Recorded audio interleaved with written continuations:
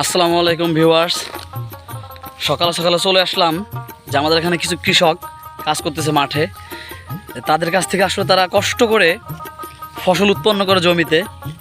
তো তাদের কাছ থেকে আমি কিছু কথা নিব যে তাদের মনের আকাঙ্ক্ষাটা কি। একটা প্রবাদ আছে যে কৃষক বাঁচলে বাঁচবে দেশ। যেহেতু আমাদের কৃষি প্রধান দেশ, তো ভাই একটু কথা বলতে চাচ্ছিলাম আপনার সাথে। বলেন ভাই। বা আপনারা যে ফসলটা উৎপন্ন করতেছেন, আপনাদের কেমন মনের আকাঙ্ক্ষাটা কেমন? আপনারা কেমন মূল্য পেলে আপনাদের সঠিক মূল্যটা পান আপনারা, বা আপনারা বেঁচে থাকতে পারেন, এরকম কিছু যদি বলতেন। আসলে ভাই আর কি বলবো, আমাদের একটা এই যে লোক আনছি, একটা লোকের পিছনে 500 টাকা করে খরচ, আবার খাওয়া দাওয়া। আচ্ছা আচ্ছা। তা আমাদের যে মূল্য, ন্যায্য মূল্য আমরা আসলে পাই না। আমাদের কৃষককে তো কেউ হিসেবেই জানে না, আমাদের কৃষকের কোনো মূল্যই নাই। আমাদের এই বিঘায় যদি আপনার ধান হয় 20 মণ, মানে এটা তো আমার ফিল হয়েছে, ঠিক আছে। তো আমরা অন্য ক্ষেত্রে যে আমরা যে ফসলগুলো করি, আমাদের ওরকম কোনো মূল্য পাই না। যেরকম আমাদের কীটনাশকের দাম বেশি, সারের দাম বেশি, আপনার মেশিনের যা আমাদের সরকারি লাগে, এগুলো অনেকই দাম আগের চেয়ে এখন দাম বেশি। তো মনে করেন আমাদের আসলে সবাই ব্যবহার করে, মানে আমরা এখন ধান যদি বেশি 1000 টাকা, ওই ধানে আমরা মজুত মূল্য করে বেচে হলো 1500 টাকা। আমরা কি পাই? আমরা কিছুই পাই না।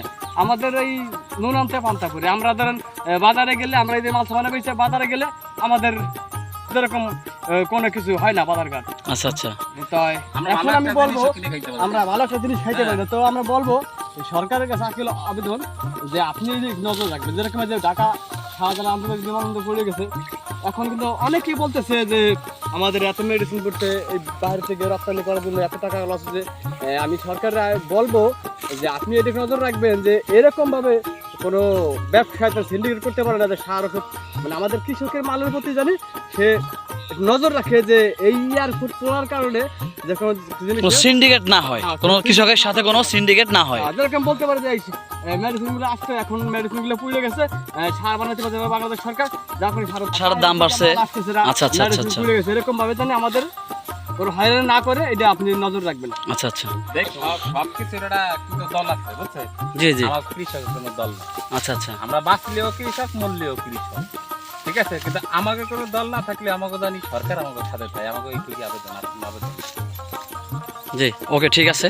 তো ভিউয়ার্স দেখেন, আসলে কৃষকের মনের আকাঙ্ক্ষাটা কি আমি আপনাদেরকে একটু শোনানোর চেষ্টা করলাম যতটুকু সম্ভব। তো এই হচ্ছে কৃষকের অবস্থা।